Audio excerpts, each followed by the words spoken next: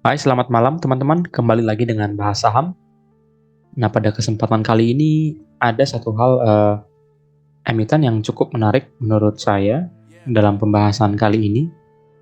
Dan banyak orang-orang mengatakan bahwasanya emiten ini memiliki kinerja yang cukup bagus, tetapi tidak demikian dengan kinerja sahamnya. Apakah memang benar demikian? Nah, pada kesempatan kali ini bahas saham akan mencoba membahas mengenai saham dari grup MNC, yaitu MNCN. Seperti yang kita tahu, sampai dengan video ini dibuat, harga saham ini selalu mengalami penurunan. Dari hari ke hari sampai dengan tanggal video ini dibuat, harga sahamnya berada di harga di 550. Baik, seperti biasa, saya selalu memulai dari kondisi atau kinerja dari keuangan suatu emiten. Seperti misalnya di MNC ini, langsung saja apabila kita melihat nilai historis dari laporan keuangannya, yang pertama baik dari laba bersih. Untuk laba bersihnya sendiri, saya rasa cukup bagus. Di tahun 2018 dia mencapai laba sebesar 1,5 triliun. Di tahun 2019 mencapai laba 2,2 triliun, meningkat sebanyak 45%. Nah, kemudian di tahun 2020 karena pandemi berlangsung, menurun sebanyak 21,75%. Kemudian di tahun 2021 dia mengalami peningkatan 36% menjadi 2,3 triliun. Dan pada akhirnya di tahun 2022 sampai dengan laporan kuartal ketiga, dia memang mengalami penurunan 30%, tetapi hal ini kemungkinan diakibatkan karena belum adanya laporan kuartal terakhir, yaitu kuartal 4. Sehingga laba yang mampu dicatatkan dari emiten ini berada di angka 1,6 triliun. Untuk laba bersihnya sendiri, kita memang bisa melihat di sini sebenarnya cukup stabil ya teman-teman, karena di tahun 2022 ini memang laporan kuartal 4-nya atau triwulan akhirnya memang belum keluar, sehingga kita belum bisa memproyeksikan berapa sebenarnya laba yang bakal didapatkan. Tapi memang di tahun 2020 memang terjadi pandemi sehingga terjadi penurunan laba. Tapi overall untuk labanya sendiri menurut analisis saya cukup bagus, karena labanya sendiri juga sudah mencatatkan hingga 1,6 triliun teman-teman. Kemudian lanjut ke bagian ekuitasnya. Bahkan ekuitasnya sendiri juga menurut saya hal yang cukup menarik teman-teman. Di sini selalu mengalami peningkatan dari tahun 2018 ke tahun 2019 meningkat 17%. Di tahun 2020 bahkan pada saat pandemi dia mengalami peningkatan 21,74%. Dan di 2021 kembali meningkat 19%. Dan terakhir di 2022 mencapai 9,65% sampai dengan kuartal ketiga. Nah, sehingga rata-rata kenaikan ekuitasnya cukup tinggi teman-teman. Dia berada di angka 17,27% setiap tahunnya. Oke, nah di sini kita bisa melihat kenaikan ekuitas yang cukup bagus ini atau cukup tinggi ini merupakan hal yang cukup menarik menurut saya. Kemudian untuk saham beredarnya memang ini merupakan salah satu dampak atau sentimen negatif dari emiten ini, yaitu grup MNC sering melakukan right issue atau menambah saham yang beredarnya. Di sini kita bisa melihat di tahun 2020 pada saat pandemi mereka melakukan right issue sehingga kepemilikan atau saham beredarnya bertambah menjadi 15 miliar lembar sampai dengan periode berjalan di tahun 2022. Nah, kemudian untuk jumlah utangnya ini juga merupakan hal yang cukup menarik menurut saya.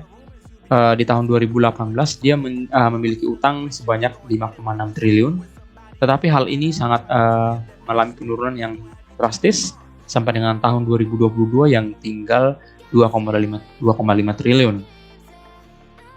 Mungkin nanti di kuartal keempat kita akan melihat apakah memang terjadi penurunan lagi di jumlah utangnya ini. Yang pasti utang yang cukup signifikan menurun ini merupakan hal yang cukup menarik menurut saya. Apabila kita melihat perbandingan ekuitas dan utangnya di sini di grafik berikut, kita bisa melihat ekuitasnya meningkat cukup tinggi dan utangnya menurun cukup rendah.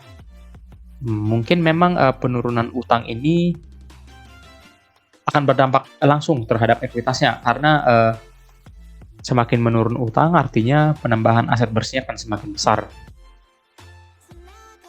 Kemudian untuk penambahan kasnya, untuk emiten ini tercatat hanya sekali mengalami penurunan kas, yaitu di tahun 2019 sampai dengan tahun 2022 dia selalu mencatatkan kenaikan kas sampai dengan akhir tahunnya.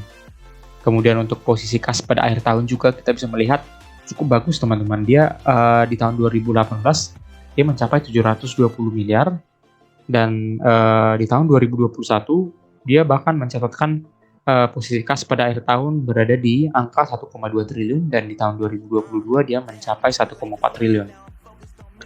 Nah, kemudian untuk perbandingan utang dengan aset tadi, aset bersihnya, kita bisa melihat angka DER-nya ini, angka perbandingannya atau angka rasionya selalu mengalami penurunan teman-teman. Sampai dengan tahun 2022 kuartal ketiga, dia mencapai angka 0,14. Tentunya ini hal yang menurut saya pribadi cukup menarik karena dia mampu menurunkan jumlah utangnya yang cukup signifikan. Baik, sebelum saya ke nilai bukunya, saya langsung lihat dulu dari sisi ROE-nya. Untuk ROE-nya sendiri juga saya melihat di sini, saya rata-ratakan dari tahun 2018 sampai dengan kuartal ketiga tahun 2022, rata-rata ROE-nya juga cukup tinggi teman-teman. Ini menurut saya hal yang cukup menarik ya teman-teman, karena rata-rata ROE-nya mencapai 2 digit 14,59 dan didukung dengan rata-rata ekuitas yang meningkat sebesar 17% rata-ratanya. Dari rata-rata ROE dan rata-rata ekuitas ini merupakan angka yang cukup menarik teman-teman menurut saya.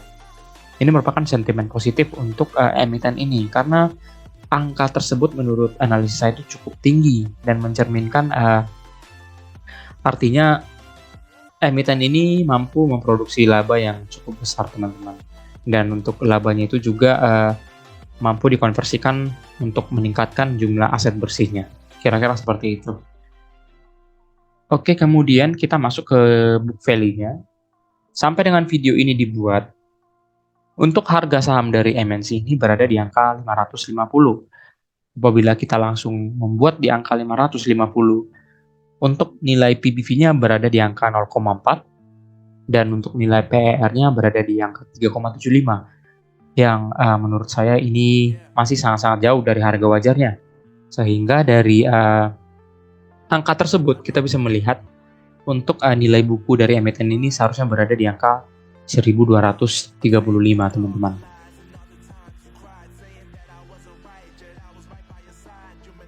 Oke, nah kemudian untuk nilai PER-nya, PER wajar itu menurut saya berada di angka 10. Dan apabila kita melihat rata-rata dari PBV dan PER-nya berada di angka 1.391.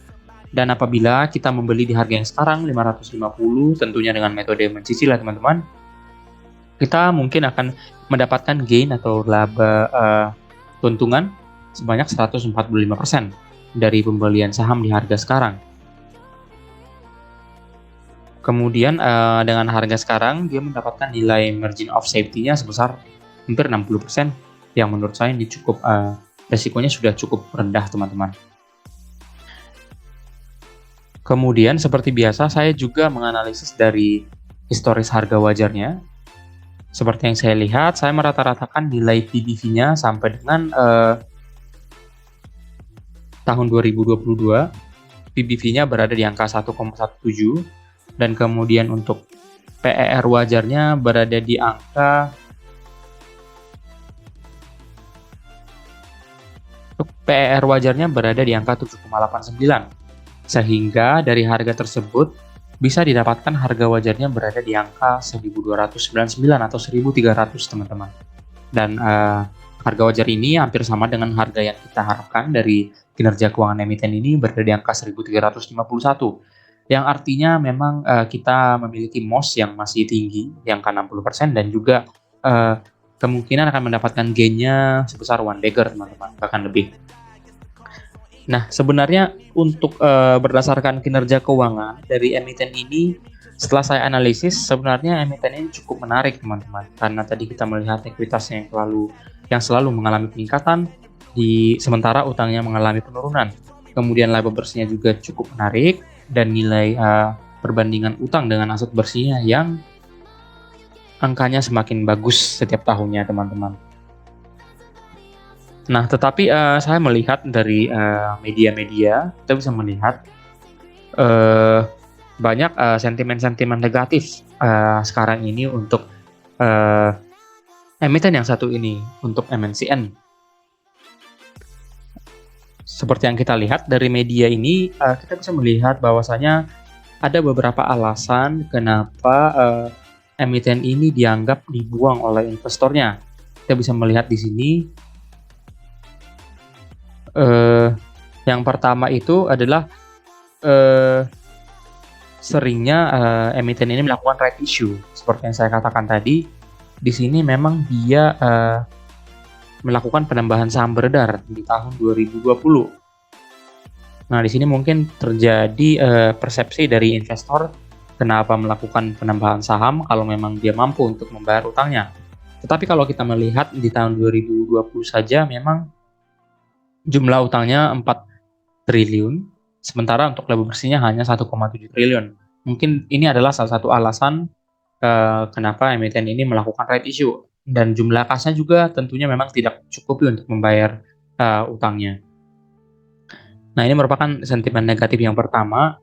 Kemudian yang kedua, memang adanya batal merger. Perusahaan batal merger, PT Asia Vision Network dan Malacca Stage Acquisition Company. Oke, kemudian adanya juga isu yang terdengar bahwa dalam waktu dekat atau kemarin di tahun 2023 diinfokan dari Pak Hari ya, adanya merger dengan BMTR. Ini juga merupakan sentimen negatif di mana investor akan waspada akan kejelasan aksi korporasi tersebut. Memang benar teman-teman, untuk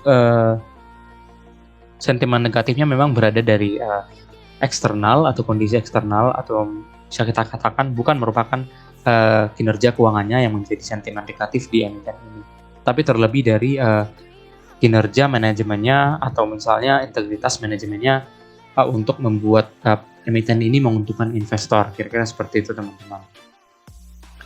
Tapi menurut saya pribadi teman-teman, untuk emiten ini perlu diperhatikan bahwasanya untuk kinerja keuangannya cukup bagus teman-teman. Saya tadi melihat tertarik dengan rata-rata ekuitasnya yang mencapai angka 17% dan juga rata-rata ROE-nya yang mengalami peningkatan sampai dengan 14% seperti itu setiap tahunnya. Kemudian juga tadi saya melihat harga wajarnya seharusnya berada di angka 1.300, yang artinya kita bisa mendapatkan gain one bagger apabila kita mulai membeli di harga sekarang ini 150.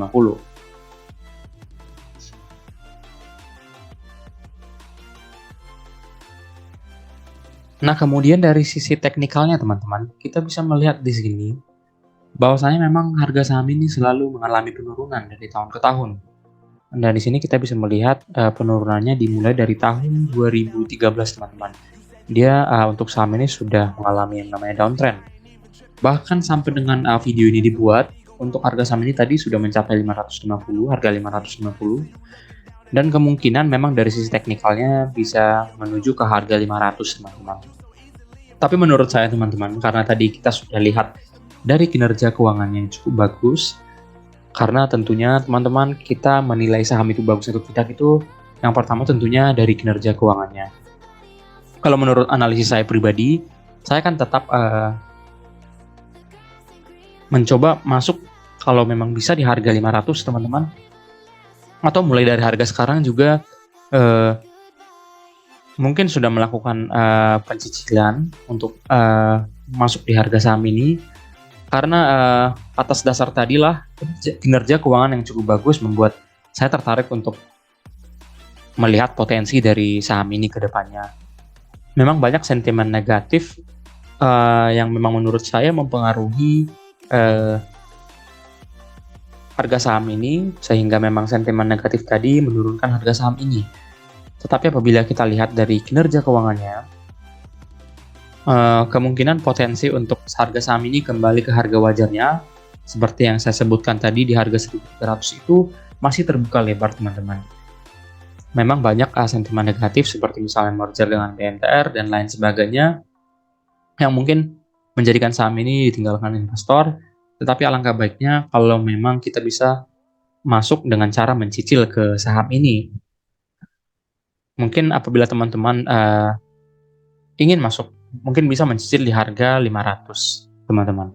Tapi tetap disclaimer on ya teman-teman, untuk analisis saya pribadi, tetap saja saham ini memiliki potensi untuk naik ke depannya. Kira-kira seperti itu.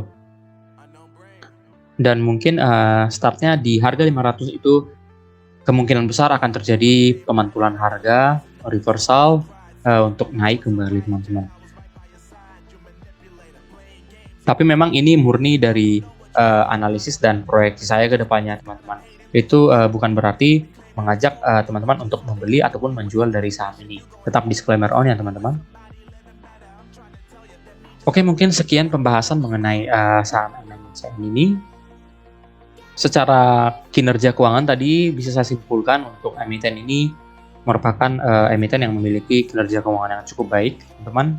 Bisa dilihat dari laba bersihnya, ekuitasnya, dan penurunan utangnya tadi, yang artinya kinerja keuangannya bisa dikatakan cukup menarik. Ya memang terlepas dari banyaknya sentimen negatif, seperti misalnya right issue, dan juga rencana-rencana merger yang kemungkinan akan dilakukan di tahun 2023. Tapi terlepas dari itu semua teman-teman, bagaimanapun juga banyak nasihat-nasihat dari investor saham yang mengatakan be greedy when others are fearful, seperti yang dikatakan Warren Buffett, yang artinya pada saat sentimen-sentimen negatif lah seharusnya kita membeli saham itu apabila kita bisa melihat kinerja keuangannya yang cukup menarik. Nah mungkin saya rasa quotes tersebut bisa diaplikasikan untuk saham MNCN ini. Tetapi tetap disclaimer on teman-teman, sejauh analisis yang saya lakukan untuk MNCN ini mungkin masih bagus ke depannya karena kita lihat dari sisi labanya juga masih mengalami peningkatan ya teman-teman. Mungkin teman-teman investor juga mungkin menanyakan kenapa, karena mungkin untuk industri MNCN atau media mungkin sudah mengalami sunset, tapi sunset industri tersebut seharusnya didukung dengan penurunan laba. Tetapi kita bisa melihat di sini sampai dengan tahun 2021 labanya juga masih mengalami peningkatan, yang artinya dikatakan sunset industri juga kurang tepat ya teman-teman.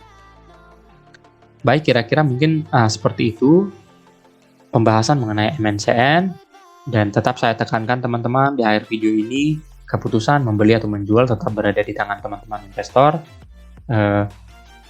Tetaplah bijak dengan uang masing-masing teman-teman. Mungkin sekian, apabila ada komentar atau mau mendiskusikan saham ini, bisa didiskusikan atau di komen di kolom komentar. Untuk kemajuan channel ini juga teman-teman bisa klik like dan subscribe. Mungkin sekian video mengenai MNCN, terima kasih.